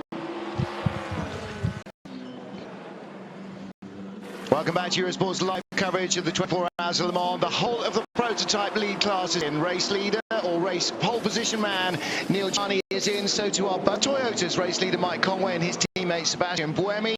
Andre Lotterer is still out on track, but the other prototype cars, the Porsche number 1 of Brendan Hartley and the Audi number 8 of Loic Duval, have just stopped for a change of tyres as well, as the track started wet and has dried out fast.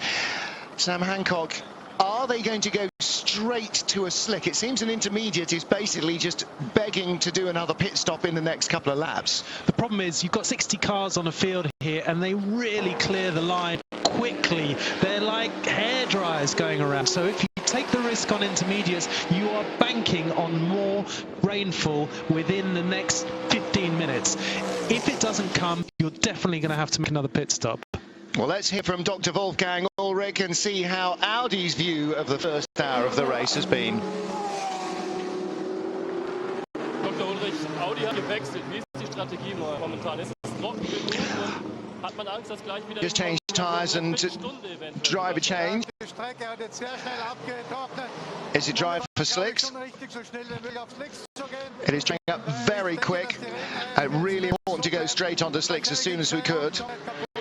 Pretty sure if you're on a wet weather tyre, you're going to lose so much time and the tyres will be completely ruined. Well, it's exactly what we heard after the qualifying days. Jeremy Shaw, the driver, said that once the track starts to dry, it dries very quickly, and a wet weather tyre lasts barely a lap. Really true if you have to try and hang on, but you don't want to, because you're just giving away time that you'll never get back. Well, that's exactly... That is exactly right, and we saw that Mike Conway and you're hanging on there an extra lap before he brought the Toyota onto pit lane. We have to see when the cars come around again at the end of this lap to see how much that has cost him, because already right away out on the track on slick tyres, the guys that made their pit stops were going faster already. So we'll see now on the next lap how much that has cost the Toyotas. Sam, 11 or 12 seconds faster on slick than on a wet weather tyre, so that could be, you know, half a pit stop time. Yeah, it was a fantastic gamble by Andre Lotterer, who made the first call to come in for slick tyres, and he immediately started to gain that advantage, as you rightly say, of about 10 seconds or more per lap over the guys that hung on out there, despite the fantastic job we saw Conway doing, who at times there was 4 seconds quicker than anybody in those slippery conditions. Well, there's no question Conway has got the speed to see the number 1 car of Brendan Hartley going by the Beach Dean Aston Martin, and it's obviously we're watching the front of the field because while Reese is being led, but Jeremy, for all 4 classes the deal is the same. The wet weather tyre is the wrong tyre for the weather, but on our screen we are warned that rain level 1 to 2, which is light to really quite hard, is expected in 5 minutes at the north of the circuit, and that's pretty much where we are, the pit lane and the first few corners. So they've had to react to the weather, start on on wets. They've had to react to the weather, change onto a slick because it's now so warm, dry, and they're going to have to react to the weather again if and when the rain shower comes. Yeah, it's really tricky to make that call at this stage, but as Sam was saying there, you know, the wet weather tyres, as soon as the track is dried out, you're losing an awful lot of time. On the previous lap before he came into the pits, Mike Conway set the fastest lap at 3 minutes 38. Next time around, having made the stop one lap earlier, Andre Lutterer turns a 3:29, and now Brendan Hartley in a number 1 Porsche to just reduce that lap on lap 13 to 3 minutes 26. Gavin's Corvette lying in 4th place in the GTE Pro class, battling with Patrick Pilet's Porsche, which is going by him, and towing up behind him is the number 82 Ferrari, and that is Giancarlo Fisichella. So Gav being jumped by the Porsche. Now, I was talking to the Porsche GT drivers, the Pro class cars, Fred Makovici, Ilbamba, just before we came up to the booth to start our program, and they were just in the depths, really, of, right, this is just going to be a horrible 24 hours. First and second in GTE Pro at the moment, Fred Mako in a Porsche, and the Ferrari of, the Ford of Richard Westbrook in second. But again, you can see the Ferrari and the Porsche both have a slight upper hand over the Corvette. Now, has that Corvette of Ollie Gavin already made a stop? And the answer is yes, it has. So that is on slicks, and so too is Pilet, and so too is Fisichella. Pretty much so too is everybody else. But Gavin finding it hard to match the Porsche even on pace. Well, it's a fantastic display of incredible racecraft by 3 of the world's top factory drivers, all here in the same part of the track at the same time. Now, when you have a slipstreaming effect like this, whoever is in front faces a huge disadvantage because they have to punch a hole in the air first. The guys behind get a gradually better slipstream, so you'll see a lot of track position. A lot of position changes as they go around the lap. But what's interesting is we've got the perfect illustration of what those late tweaks to the balance of performance have done. You would have thought, wouldn't you, based on qualifying, that the Ferrari would be able to tow by and disappear off into the distance, but it's not. The Porsche was leading the train there. The Corvette is holding on to the back of it. This is arguably a great display from the regulator's latest decisions to equalise the balance of performance before the race. I would say just the opposite. When we picked this battle up, the Corvette was in front. It's now at the back. The Ferrari has just towed past in a straight line, side by side, on pace, past the Corvette and past the Porsche. Exactly what Porsche and Corvette said would happen, and the balance performance has not worked. The Ferrari is now driving away from, despite the fact that at nearly 200 miles an hour, it's giving them the benefit of a tow. And it has still got more power than the Porsche and the Corvette. And now, of course, I wish I held my tongue. Just another 20 seconds. That's all right. I allowed you to embark on that run down the rapids before I pointed out the hole in your canoe. Now, going around the outside, yeah, threw you under the bus. Going around the outside of them, the number 36 Alpine. And this is one of our LMP2 Alpine Nissans. Gustavo Menezes, Nico Lapierre. Yeah, the only word I picked out of that station announcement was Ferrari. I picked out exactly what he said. The Ferrari is in another category. Yeah, it is. It's in GTE Pro Plus. Yeah, it is, isn't it? And second pit stop, third pit stop for the car, is it? I think they made number 7 Audi, the leader, just came into the pits. Andre Lotterer. Does that feel too soon, Jeremy? Well, his fuel.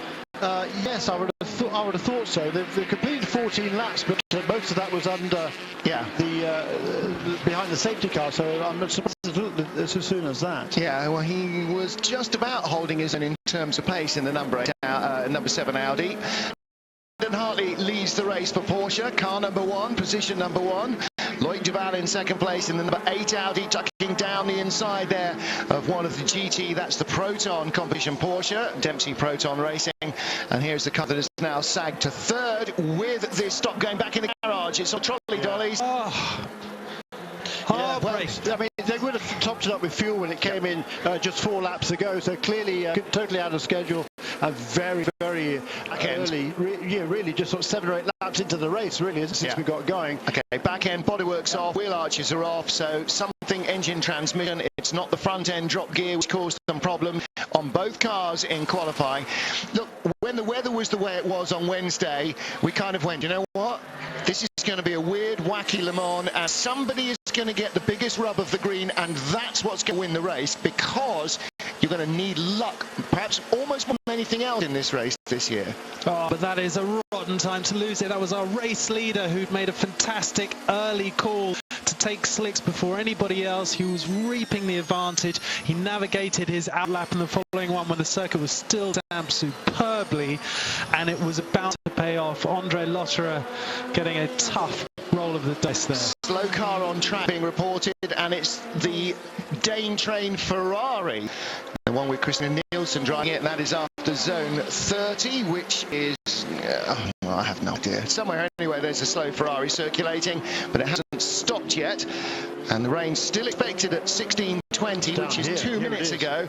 It is getting increasingly dark here, and the Ferrari makes its way into pit road, so the number 60 car makes its way back in. It's the Formula Racing Ferrari, a Le Mans Series regular, but the drama surrounding Audi, they didn't look their normal state of preparedness. They were not the first two cars on pit road at the start of any session like they normally are. They barely had a car out when everybody else was doing lapping at the start of almost any session, Sam, and it's the most un-Audi couple of days I think we've ever seen. And meanwhile, we've seen Porsche have more of a clean run through the week, the likes of which we're normally accustomed to seeing Audi have.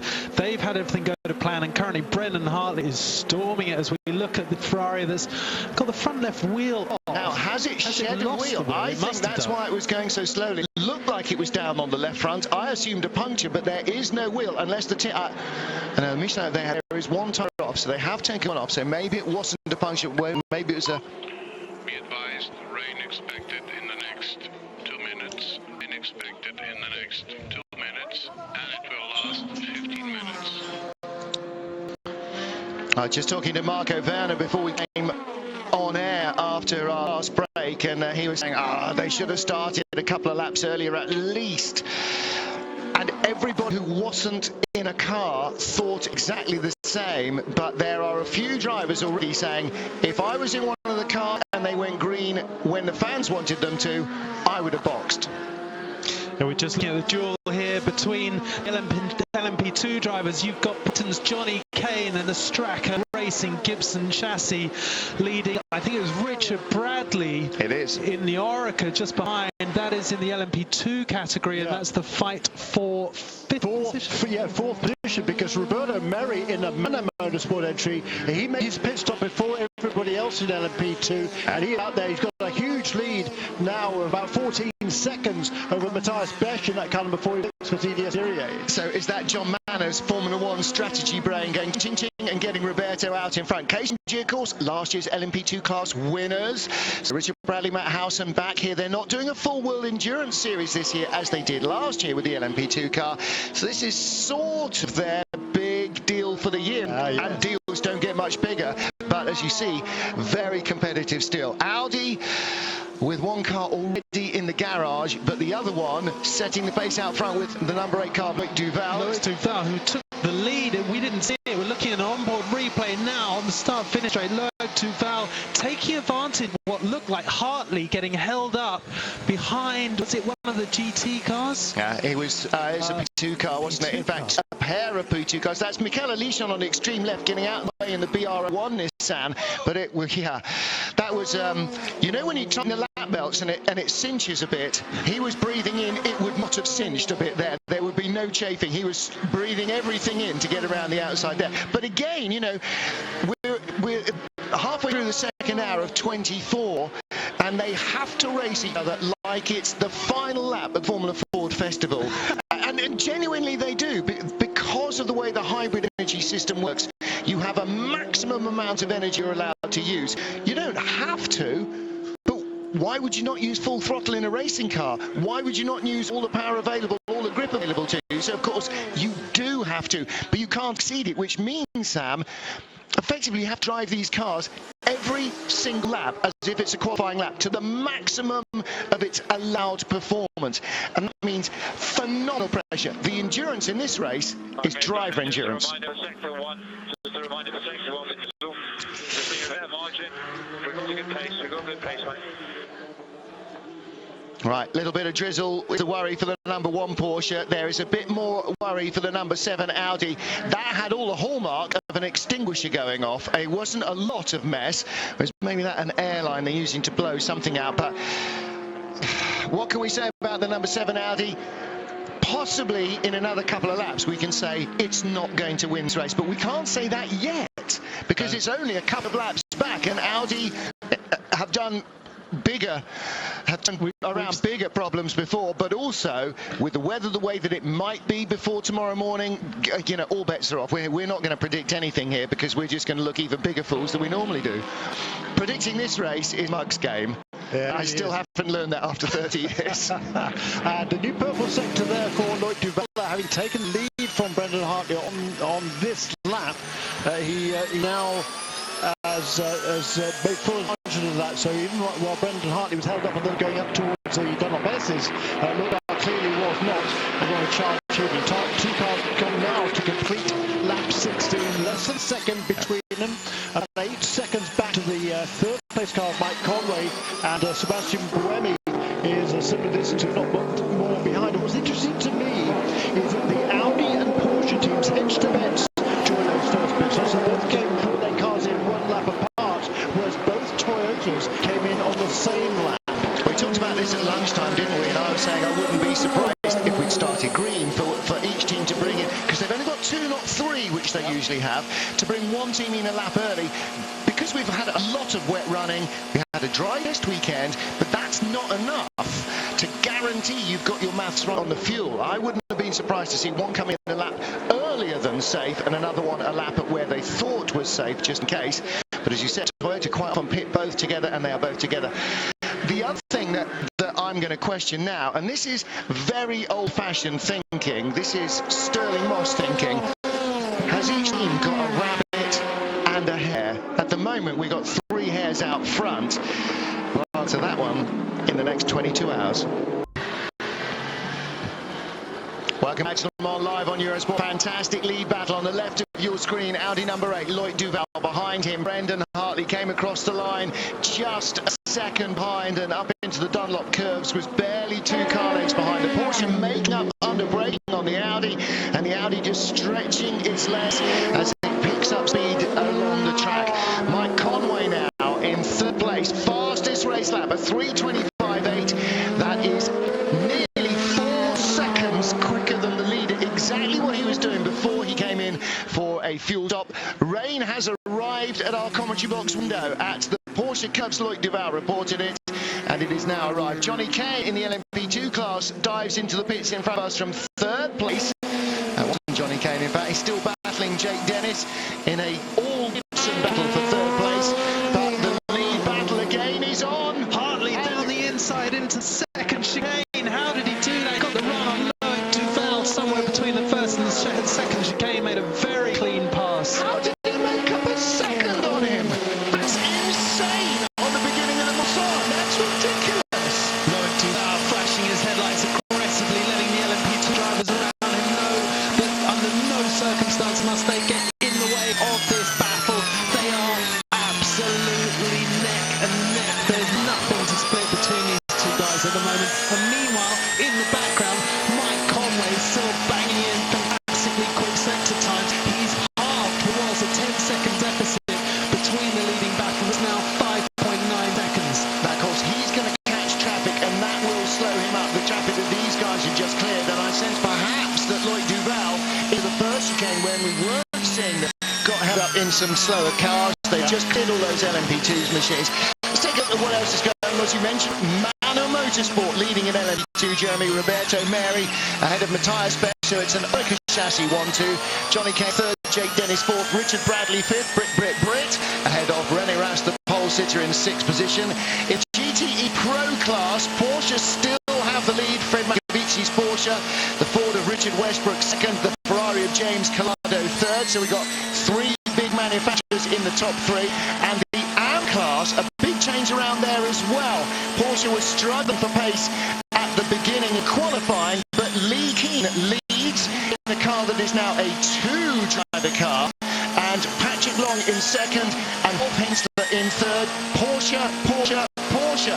That rain is what Porsche need in both GT classes. But again, look at the lead battle. They get around the G drive, Ligier, and suddenly you could fit a fed paper between the front two in our race after an hour and a half. There is so much going on. This is absolutely fantastic. And in that GTE AM battle, let's just talk about it very briefly. Key in the leads, but Patrick is closing really quickly on the last lap. He pulled up 2.5 seconds on Lee Keen, and Wolf Hensler there in third position in car number 78, the third of the Porsches, still running very well. Adam Carroll running now fourth place, also in a Porsche. 1, 2, 3, 4 in GTE AM for Porsche. Yeah, that's the Golf car, and rain also in the S's. Now, those of you who have been coming here as long as I have can remember the S's that you see in pictures of the GT40s and the Porsche 956s and the Alpines and everything else with the big high walls around them that have been smoothed out and completely reprofiled to make this a motorcycle Grand Prix circuit as well. And it's actually, well, it's added a different challenge to the challenge that was there before, and it is just as demanding a bit of racetrack. Headlights flashing on car number 6. This is Great Britain's Mike Conway, pulling out behind compatriot Richard Bradley in the KCMG number 47 Orica. That's the car that won the race in LMP2 last year. Currently lies in 5th place in the class, and pit stop for Michaela Leishin, the red, white and blue SMP Racing BR01, which has been right at the tail of the field since the start of the race. Yeah, it's the second stop for that car during this race, and Mike Conway there really is charging along, isn't it? Interesting to me that Romain Dumas in the, well, the sole remaining, Romain Dumas in the second of the pushers is not in the same sort of pace as the other guys there, falling back in the 5th position. Great view there of what 1,000 horsepower in a Porsche prototype does compared to 600 horsepower in an Aston Martin GT car. And these prototypes use the hybrid power off the slow corners. Down here at Mulsanne corner will be another example. Harvesting, hit the throttle, whoosh, 1,000 horsepower, fires you like an aircraft after an aircraft carrier deck out of the corner. And still the Porsche can't escape the Audi, and the Audi can't get any closer to the Porsche. They are so tightly matched. Yeah, and we saw Loic Duval using that 1,000 or so horsepower to quite scary effect as they came out of the second chicane there on the Mulsanne straight.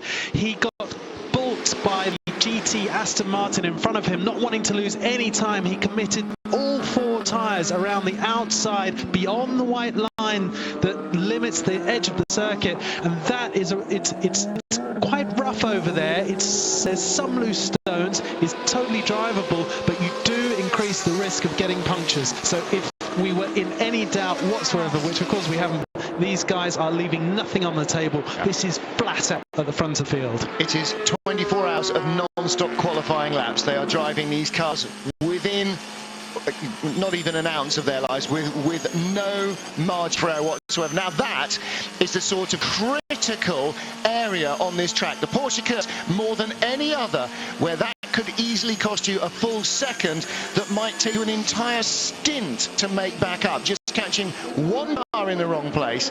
Now we're hearing it's a turbocharger change on the number 7 Audi. Of course, it's a diesel engine in the Audis, petrol engine in their Porsche and Toyota rivals, all turbocharged, all using various different energy recovery units, and then converting all of that recovered energy into electricity to drive motors at the front and the rear. So all cars go into quattro mode or 4-wheel drive as they're fired off the corner to handle all that horsepower, especially in the rain.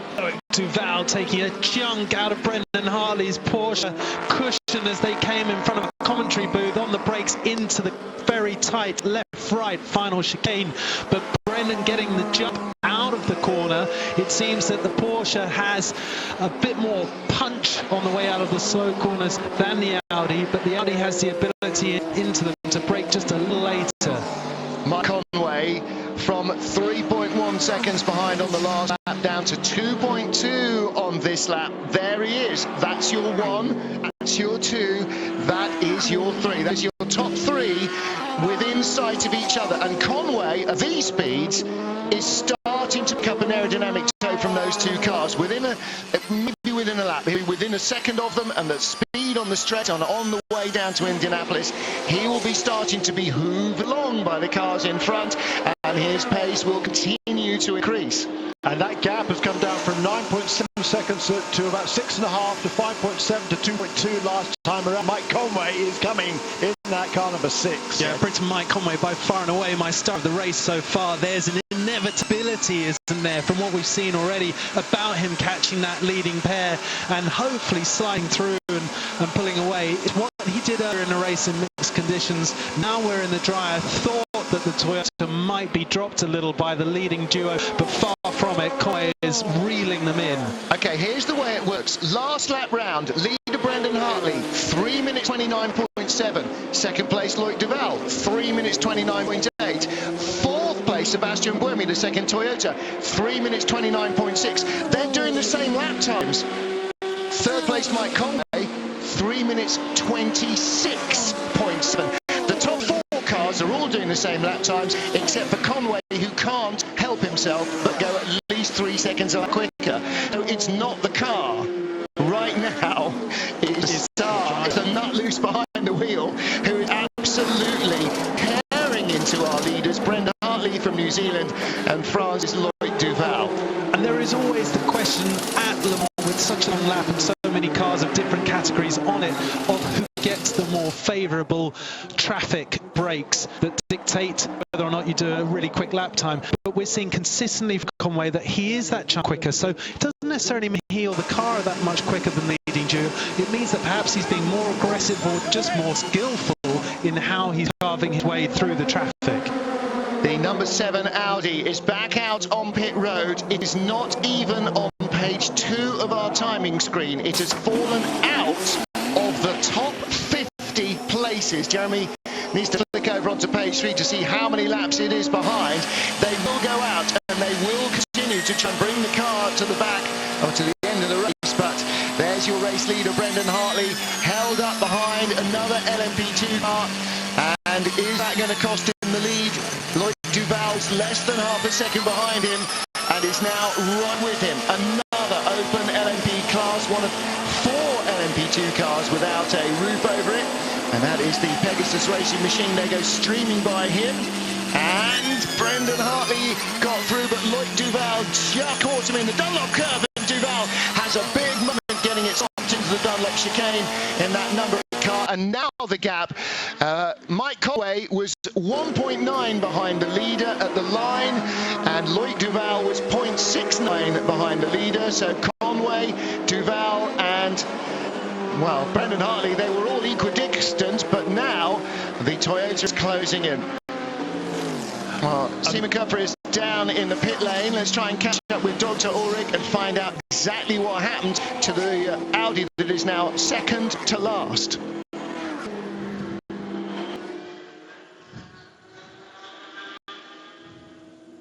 Dr. Ulrich, was war das Problem? 20 Minuten in der Box. 20 minutes in the box. What was the problem? Turbocharger. Unfortunately, we had to change it. Weren't expecting this at all. Can't tell you the last time we had a turbo problem with a car. It's not something you ever think of. The crew have done a fantastic job to do it in 20 minutes, but unfortunately it's a disaster for the race. Really not help at all. Number 7 car was leading at the time, and now it is, in fact, he says it's a long way down. It's 59th of our 60 cars, but the team have the motivation now to try and bring it to the finish line. Any chance that the same problem might afflict car number 8? Well, we say in Germany the devil never sleeps, but we don't expect the turbos ever to be a problem, so we hope it won't be on the number 8 car. Well, Sam Hancock, you know, as a racing driver, if your sister car disappears from the lead and then you never see it again, you immediately start to worry about your own car, because they're the same. They're built to the same unbelievably exacting standard. And of course you can have one freak failure, but you then have... You've got 22.25 hours to worry about the 100 million to 1 chance to your car as well. Yeah, and of course we've seen it plenty. Oh, just see a real replay here. Brendan having to go really defensive as he gets ball passing the LMP2 traffic coming down into the four chicanes. Loic de Waal desperately trying to seize the moment to get by. Well, that was a lap ago, wasn't it? We were on board with Hartley at that stage, and this is what it looked like from behind. From on Brendan Hartley, once he cleared the P2 car, we saw nothing. He will have known what was in the mirrors, and that was Loic de Waal's view. And you also saw Mike Conway getting held up there, and that has dropped him a little behind our lead duo. The top two, after 2 hours of racing, very nearly, are covered by 6 seconds. Conspiracy theorists probably. Well, no, it's no conspiracy. The whole idea of all the rules at the ACO is to try and make as level a playing field in each of the classes as you can, and they have balanced different ways of generating carbon fuel energy with different ways of regeneration to try and make sure that everybody has a set maximum. And if you do a great engineering job, you can use all of it. And these are both teams run by great engineers, and so they're all using all of it. And so it shouldn't be a surprise that they are as good as each other and as good as they are. Oh man, on a mission there, Conway right up there in the slipstream behind Loic de Waal in the number 8 Audi. Martin, what I was actually referring to was the fact that the Audi ironically got heavily held back and balked by the GT class Porsche, allowing Brendan Porsche to pull a bit of a cushion as they enter the Porsche curves. And not only that, Sam Hancock, but Brendan Hartley just took the fastest lap of the race as well. A 3:25 now, 0.779 for Brendan Hartley. So all of a sudden, that gap has gone out to 5 seconds. That's a cushion that he'll be very happy with at this stage. Well, the answer to how far behind is the number 7 Audi is 15 laps completed compared to 21 laps completed by the leader. More pit stops in the LMP2 class. That's a race leader. René Rast came in. That is indeed the race leader, because the other leaders came in last time around. Yes. René Rast has completed one more lap than Roberto Merri and Matthias Besch and various other guys in the P2 class. So which is cycling through now in P2. More trouble for Ford, which has all cycled Vitaly Petrov to the top of the LMP2 pile in the BR01 Nissan. And which of the Fords is in the garage? It's 67. It's Andy Prio's car that came in under the yellow flags, under the safety car earlier on. So 67 Ford has gone into the garage. That's the car he shares with Harry Tincknell and Marino Franchitti. It's an all-British entry. A Guernseyman, Scott, and a Devonian. So not an Englishman amongst them, but nevertheless, that is an all-British entry, and they have had trouble right from the beginning. Conway can't quite get close enough in the braking zone to take a lunge up the inside. If it were a sprint race, a single-seater race, you might consider taking that risk, but with nigh on 22 hours still to go, that's probably a risk too far. Better to hold back, sit in the slipstream, put the pressure on as he's doing now as they're on the flat-out run at 320 kilometers per hour towards Indianapolis, slicing through the forest. There's no chance to get through here, but look out for a position change on the run out of Arnage corner. This tight 90-degree first gear right-hander that's coming up feels a little bit like ice as you hit the brakes there. The downforce just not working at the slow speed, but now he's got a chance heading up into the Porsche curves. GT car and a P2 car in front of them, and all of these lead drivers have stellar single-seater careers behind them, and as a result you're seeing them racing as if it is the final stages of a single-seater race, wheel to wheel, no quarting the none asked. They're going by the GTE AM class car. Is that the 98 car, isn't it? As they light it up through the Porsche curves. Stunning battling between these guys. And the number 7 car just came past here, out on the racetrack, 6 laps down now to the race leaders. Yeah. So they have a huge amount of work to do. Even the delayed rebellion and even the Bicolors racing car are in front of that number 7 Audi. It has got pace, but it's not going to win unless something incredibly fortuitous happens to them now and befalls everybody else. We've got just breaking free, Brendan Hartley the leader, then Loic de Waal is now nearly a second in front of Mike Conway, who again catches traffic, the Dempsey Proton Porsche. That really dark black sky in front of them should have passed them by. The rain has gone, the track is relatively dry and the pressure rising here at Le Mans.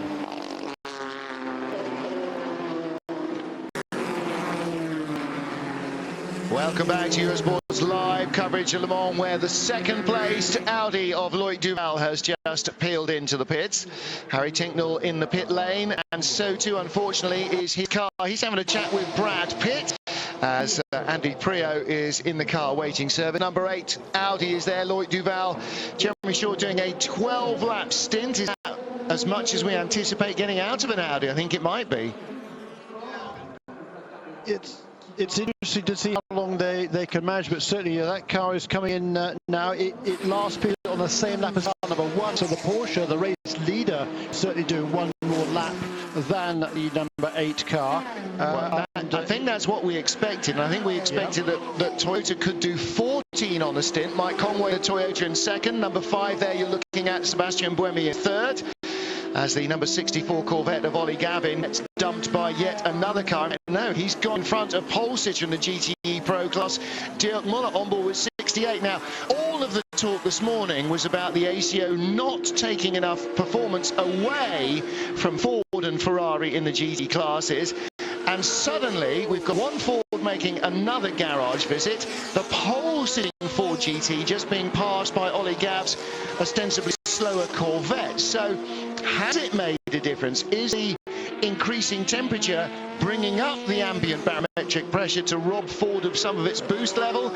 Looks like it's going to be maybe more of a straight fight than we had anticipated.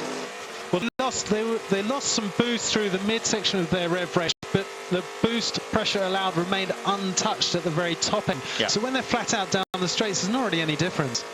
The problem is everybody else had less power than them off the corners. So headlights flashing from behind. Is that our race leader, car number 1, Brendan Hartley?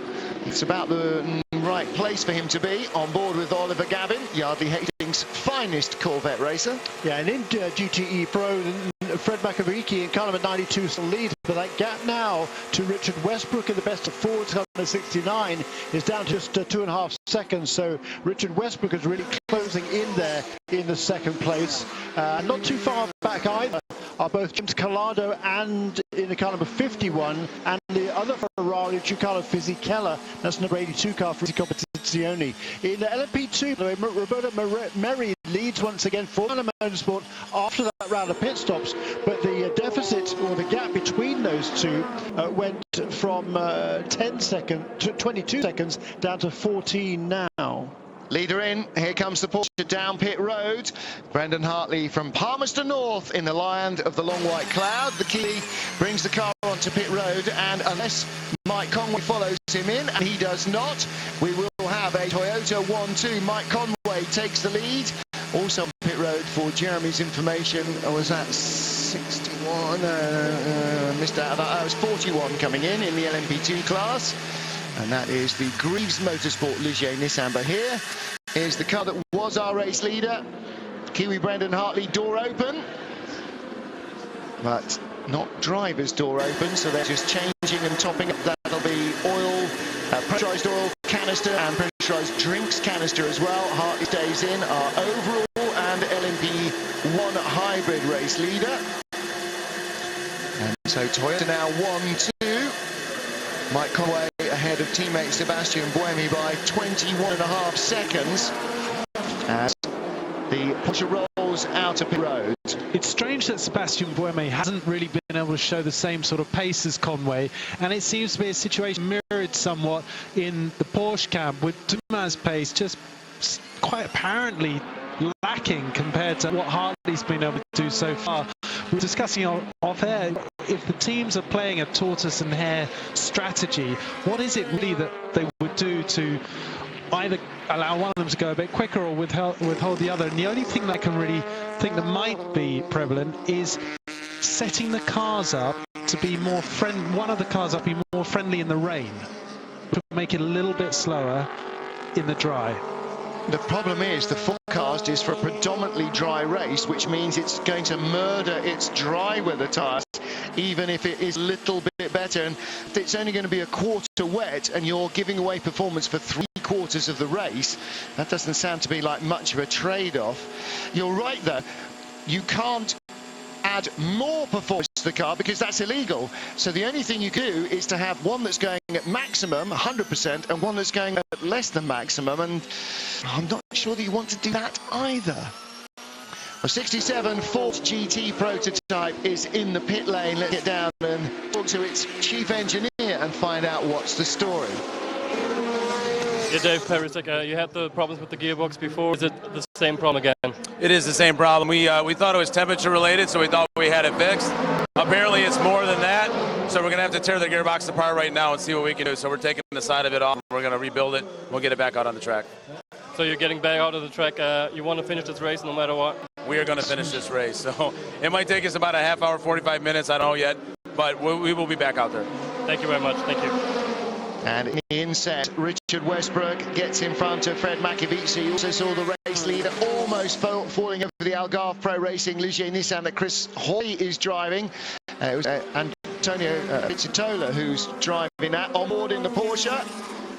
And Fred Macco was a bit disparaging about balance of performance at lunchtime, and that's exactly what he was saying. He said they just drive past you and go away. Comprehensively blown away on the straightaway. There was Fred in the Porsche, and yeah, you can see the difference from on board that Porsche. Also talking about Porsches in GTE AM, it's Patrick Long who leads now in car number 78 from number 78 of Wolf Hensler, and Adam Carroll now up into third place in car number 86. That's the Gulf Racing Machine, and behind him in fourth now is number 55, of course, of Ferrari, Matt Griffin, currently at the wheel of that car. Jeremy will want to make a note of the fact that Paul Chatin has just stopped in the number 23 Ligier Nissan. That's the new team to Le Mans, Panis Barthez, with Olivier Panis and Fabien Barthez, France's World Cup winning goalkeeper, not only owner but also driver. Into come